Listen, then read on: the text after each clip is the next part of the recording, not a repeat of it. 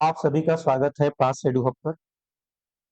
आज UP BEd प्रवेश परीक्षा 2026 के 50 जीके जीएस के महत्वपूर्ण प्रश्नों की श्रृंखला का तीसरा दिन है। तो आइए हम लोग आज की क्लास की शुरुआत करते हैं।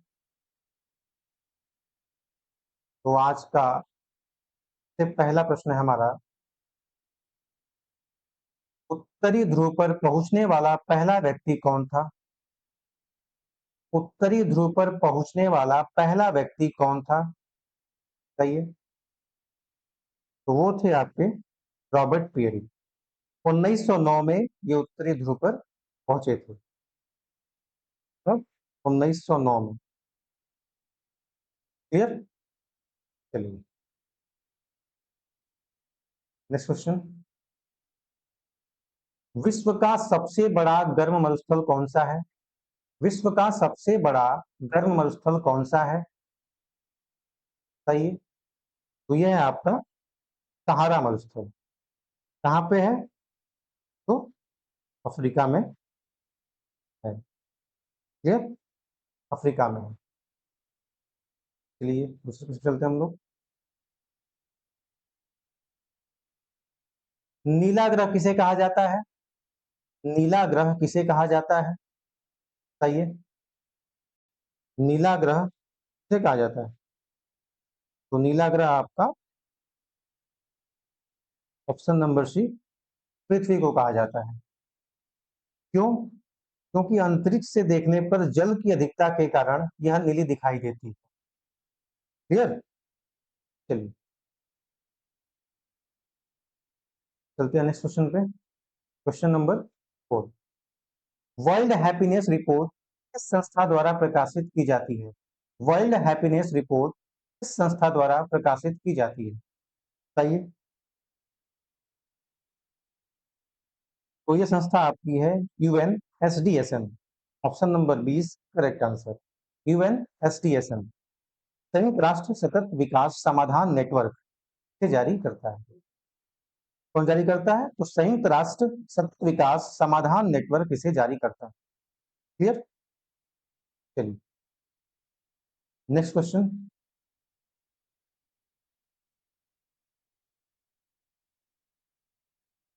अंतर्राष्ट्रीय सौर गठबंधन का मुख्यालय कहाँ स्थित है? अंतर्राष्ट्रीय सौर गठबंधन का मुख्यालय कहाँ स्थित है? तो ये आपका गुरुग्राम हरियाणा में स्थित है। क्लियर?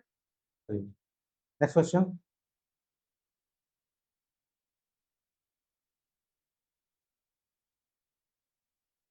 भारत में गुलाम वंश का संस्थापक कौन था? भारत में गुलाम वंश का संस्थापक कौन था? बताइए। तो भारत में गुलाम वंश का संस्थापक कुतुबुद्दीन ऐबक था आपका। और उसने कब स्थापना किया था? तो 1200 है में। क्लियर?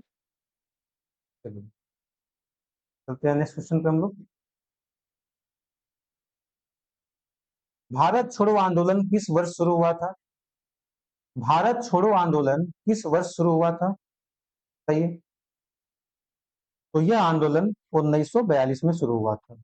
इसी आंदोलन में महात्मा गांधी जी के द्वारा करो या मरो का नारा दिया गया था। क्लियर? चलिए चलते हैं नेक्स्ट क्वेश्चन पे हम लोग। पंचतंत्र के लेखक कौन थे? पंचतंत्र के लेखक कौन थे? बताइए।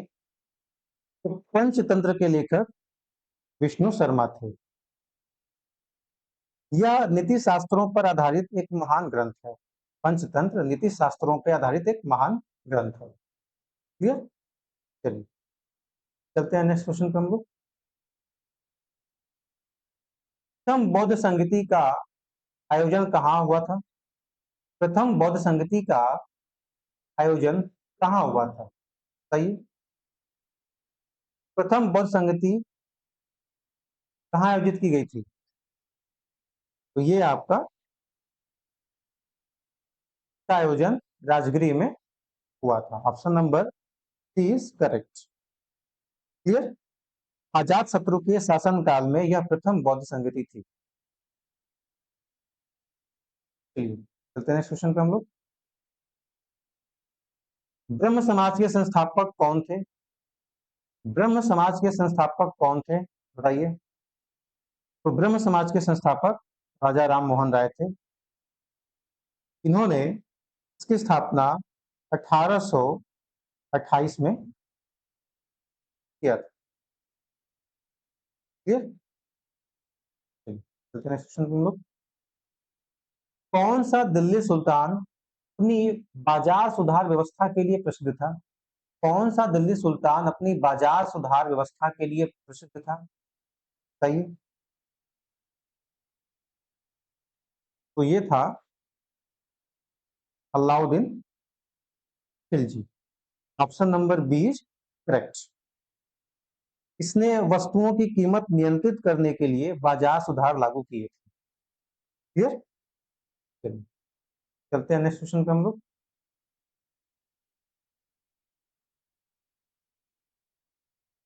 प्लासी का युद्ध किस वर्ष लड़ा गया था? प्लासी का युद्ध किस वर्ष लड़ा गया था, बताइए।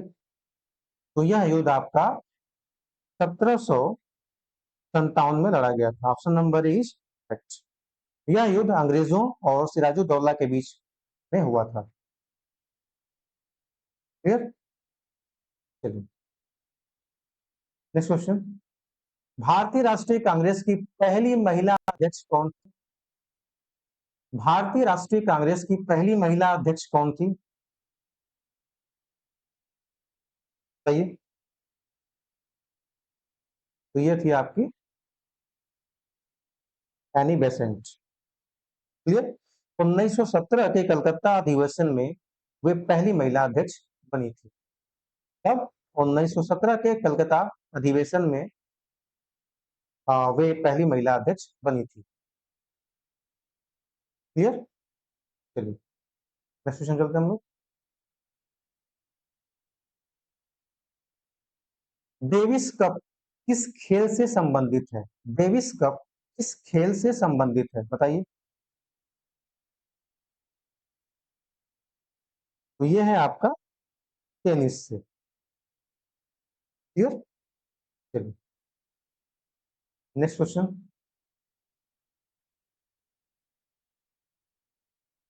विजयनगर साम्राज्य के किस शासक ने अमुक्त माल्यदा नामक ग्रंथ की रचना की थी?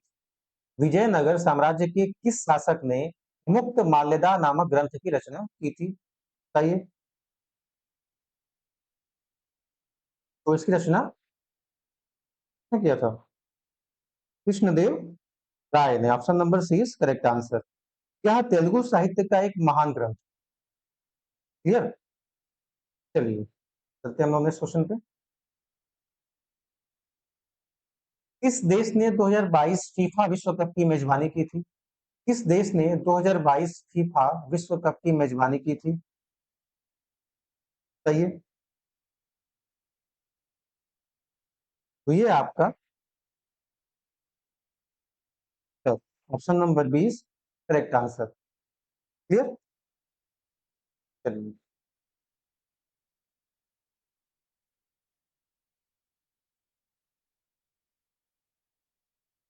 किन्हें हॉकी का जादूगर कहा जाता है? किन्हें हॉकी का जादूगर कहा जाता है, बताइए। तो मेजर ध्यानचंद को हॉकी का जादूगर कहा जाता है। ठीक? इन्होंने भारत को ओलंपिक में लगातार स्वर्ण पदक दिलाए थे।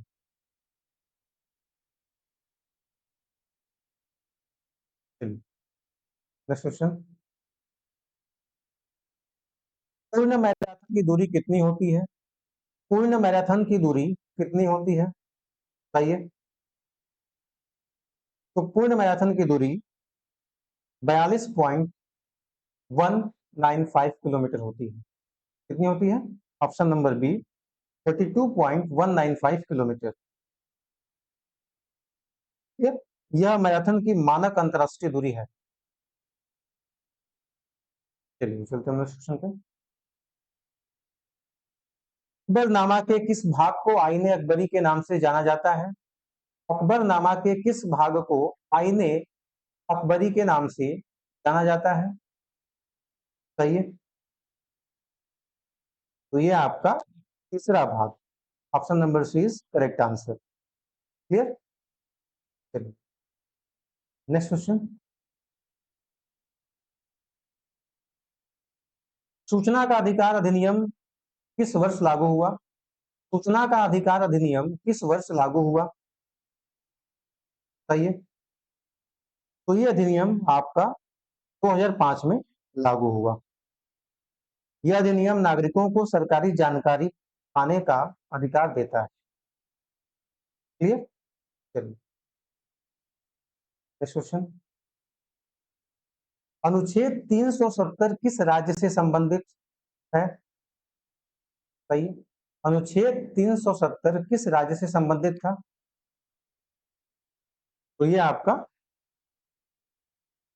जम्मू कश्मीर से संबंधित था। क्लियर। इसे 2019 में संवैधानिक रूप से निष्प्रभावी कर दिया गया है। चलिए नेक्स्ट क्वेश्चन।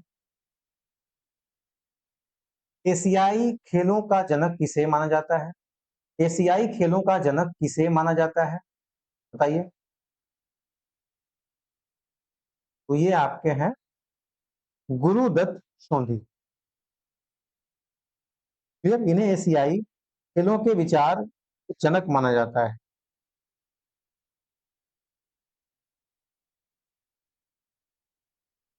चलिए नेक्स्ट क्वेश्चन।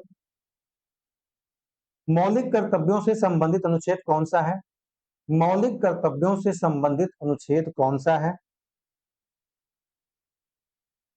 तो यह है आपका अनुच्छेद number 51A, option number 20 correct answer. इसे स्वर्ण सिंह समिति की सिफारिश पर जोड़ा गया। ठीक। Next question. International tennis federation का मुख्यालय कहाँ स्थित है? इंटरनेशनल टेनिस फेडरेशन का मुख्यालय कहाँ स्थित है? सही। तो इसका मुख्यालय लंदन में स्थित। कहाँ है? लंदन में। क्लियर। चलिए नेक्स्ट क्वेश्चन। लक्षद्वीप की राजधानी क्या है? लक्षद्वीप की राजधानी क्या है? बताइए। तो उसकी राजधानी है आपकी कवरत्ती। क्लियर। चलिए नेक्स्ट क्वेश्चन पे चलते हैं हम लोग। किस ग्रह को भोर का तारा कहा जाता है? किस ग्रह को भोर का तारा कहा जाता है? बताइए। किसे कहा जाता है? तो शुक्र को कहा जाता है। क्लियर। चलिए नेक्स्ट क्वेश्चन। सुएज नहर किसे जोड़ती है? सुएज नहर किसे जोड़ती है? बताइए। तो सुएज नहर लाल सागर और भूमध्य सागर को जोड़ती है। यह एक प्रमुख कृत्रिम समुद्री जलमार्ग है। क्लियर। Next question. कौन सी पर्वत श्रृंखला भारत को चीन से अलग करती है? बताइए। कौन सी पर्वत श्रृंखला भारत को चीन से अलग करती है? तो वो है आपका हिमालय। यह भारत की उत्तरी सीमा के रूप में एक प्राकृतिक दीवार है। Next question. भारत की सबसे लंबी नदी कौन सी है? बताइए। भारत की सबसे लंबी नदी कौन सी है? तो ये है आपकी गंगा नदी। क्लियर। कितने किलोमीटर लंबी है? तो 2525 किलोमीटर। Next question. कपास की खेती के लिए कौन सी मिट्टी सर्वोत्तम है? कपास की खेती के लिए कौन सी मिट्टी सर्वोत्तम है? तो ये है आपकी काली मिट्टी, ऑप्शन नंबर 20 करेक्ट आंसर। क्योंकि इसमें जल धारण करने की क्षमता अधिक होती है। ठीक है। नेक्स्ट क्वेश्चन, शुद्ध जल का पीएच मान क्या होता है? बताइए, शुद्ध जल का पीएच मान क्या होता है? तो ये आपका 7 होता है। चलिए नेक्स्ट क्वेश्चन, बिजली के बल्ब में किस गैस का प्रयोग किया जाता है? बिजली के बल्बों में किस गैस का प्रयोग किया जाता है? बताइए। तो उसमें आपका आर्गन गैस का प्रयोग किया जाता है, क्योंकि यह एक अक्रिय गैस है, जो बल्ब की जो आयु, जो बल्ब के जो तंतु होते हैं उनकी आयु को ये बढ़ाता है। ठीक? क्वेश्चन चलते हम लोग, कोशिका का पावर हाउस किसे कहा जाता है? कोशिका का पावर हाउस किसे कहा जाता है? तो कोशिका का पावर हाउस माइटोकॉन्ड्रिया होता है। यही ऊर्जा का निर्माण होता है, मतलब कि माइटोकॉन्ड्रिया में ही एटीपी का निर्माण होता है। क्लियर? चलिए,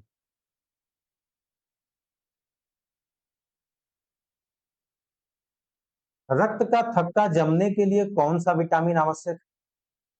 रक्त का थक्का जमने के लिए कौन सा विटामिन आवश्यक है? बताइए। तो ये आपका विटामिन के। कौन सा? विटामिन के। क्वेश्चन, कौन सी धातु कमरे के तापमान पर तरल अवस्था में होती है? बताइए। कौन सी धातु कमरे के तापमान पर तरल अवस्था में होती है? तो ये है आपका पारा। क्लियर? नेक्स्ट क्वेश्चन, किस शहर को नवाबों का शहर कहा जाता है? किस शहर को नवाबों का शहर कहा जाता है?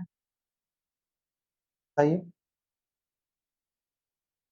तो लखनऊ को नवाबों का शहर कहा जाता है। अवध के नवाबों की राजधानी होने के कारण इसे ये नाम मिला। चलिए नेक्स्ट क्वेश्चन चलते हैं हम लोग, कथक किस राज्य का शास्त्रीय नृत्य है? कथक किस राज्य का शास्त्रीय नृत्य है? तो ये आपके उत्तर प्रदेश का। नेक्स्ट क्वेश्चन चलते हैं हम लोग, उत्तर प्रदेश में प्रसिद्ध कुंभ मेला कहाँ आयोजित होता है? उत्तर प्रदेश में प्रसिद्ध कुंभ मेला कहाँ आयोजित होता है? तो ये आपका प्रयागराज में होता है। Option number 20।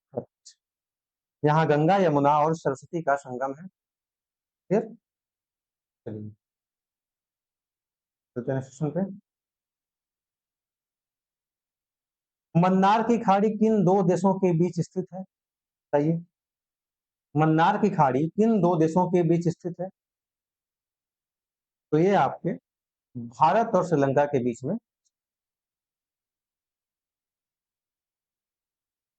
फिर next question, great barrier reef किस महासागर में स्थित है? ग्रेट बैरियर रीफ किस महासागर में स्थित है? बताइए। तो ये आपका प्रशांत महासागर में स्थित है, और ये ऑस्ट्रेलिया के उत्तरी पूर्वी पर स्थित है। क्लियर? चलिए नेक्स्ट क्वेश्चन, उत्तर प्रदेश का कौन सा जिला चिकन एम्ब्रॉयडरी के लिए प्रसिद्ध है? उत्तर प्रदेश का कौन सा जिला चिकन एम्ब्रॉयडरी के लिए प्रसिद्ध है? तो यह है आपका लखनऊ। चलिए नेक्स्ट क्वेश्चन, उत्तर प्रदेश में स्थापित पहला विश्वविद्यालय कौन सा है? ये क्वेश्चन कई बार पूछा गया है। उत्तर प्रदेश में स्थापित पहला विश्वविद्यालय कौन सा है? तो यह है आपका इलाहाबाद विश्वविद्यालय। कब हुई थी इसकी स्थापना? 1800 88 में। क्लियर? चलिए नेक्स्ट क्वेश्चन। बुंदेलखंड का लोक नृत्य कौन सा है? बुंदेलखंड का लोक नृत्य कौन सा है? बताइए। तो यह है आपका ऑप्शन नंबर 3, आल्हा। यह बुंदेलखंड का वीरतापूर्ण लोक नृत्य है। क्लियर? यह बुंदेलखंड का वीरतापूर्ण लोक नृत्य है। चलिए नेक्स्ट क्वेश्चन चलते हैं हम लोग। उत्तर प्रदेश का अतरंजी खेड़ा पुरातात्विक स्थल किस जिले में स्थित है? उत्तर प्रदेश का अतरंजी खेड़ा पुरातात्विक स्थल किस जिले में स्थित है? बताइए। तो अतरंजी खेड़ा जो स्थल है वो आपके एटा में स्थित है। कहाँ पे है? एटा में। ये लोहे के साक्ष्यों के लिए प्रसिद्ध है। चलिए चलते हैं नेक्स्ट क्वेश्चन पे हम लोग। उत्तर प्रदेश संगीत नाटक अकादमी की स्थापना किस वर्ष हुई थी? उत्तर प्रदेश संगीत नाटक अकादमी की स्थापना किस वर्ष हुई थी? बताइए। तो इसकी स्थापना 1963 में हुई थी। कहाँ पे? तो लखनऊ में। क्लियर? चलिए नेक्स्ट क्वेश्चन चलते हैं हम लोग। उत्तर प्रदेश में बटेश्वर मेला कहाँ आयोजित किया जाता है? उत्तर प्रदेश में बटेश्वर मेला कहाँ आयोजित किया जाता है? तो ये आपका आगरा में आयोजित होता है। कहाँ? आगरा में। और ये सबसे बड़ा पशु मेला है। चलिए नेक्स्ट क्वेश्चन चलते हैं हम लोग। SASCI 2026-27 के तहत कैपेक्स ऋण का लाभ किसे प्राप्त हुआ? SASCI 2026-27 के तहत कैपेक्स ऋण का लाभ किसे प्राप्त हुआ? बताइए। तो यह केवल उत्तर प्रदेश को ही प्राप्त हुआ। यह योजना राज्य विशेष के बुनियादी ढांचे के लिए है। ठीक? चलिए next question. Mule Hunter dot AI system का मुख्य उपयोग क्या है? Mule Hunter dot AI system का मुख्य उपयोग क्या है? बताइए। क्या है? तो इसका उपयोग है धोखाधड़ी का पता लगाना। ठीक है? यह बैंकिंग क्षेत्र में साइबर सुरक्षा का एक एआई टूल है। क्लियर? चलिए नेक्स्ट क्वेश्चन। नीति आयोग 2025 की रिपोर्ट स्कूल शिक्षा के किस दशक के विश्लेषण पर केंद्रित है? तो नीति आयोग 2025 की रिपोर्ट स्कूल शिक्षा के किस दशक के विश्लेषण पर केंद्रित है? बताइए। तो दशक आपका है 2014 से लेके 2025 तक। Option number 20 correct answer. Clear? चलिए नेक्स्ट क्वेश्चन। वर्ष 2026 में भारत की G20 अध्यक्षता के संदर्भ में किस शहर को अर्बन 20 शिखर सम्मेलन का मेजबान बनाया गया? वर्ष 2026 में भारत की G20 अध्यक्षता के संदर्भ में किस शहर को अर्बन 20 शिखर सम्मेलन का मेजबान बनाया गया? बताइए। कौन सा शहर था वो? तो वो आपका था अहमदाबाद। क्लियर? चलिए नेक्स्ट क्वेश्चन।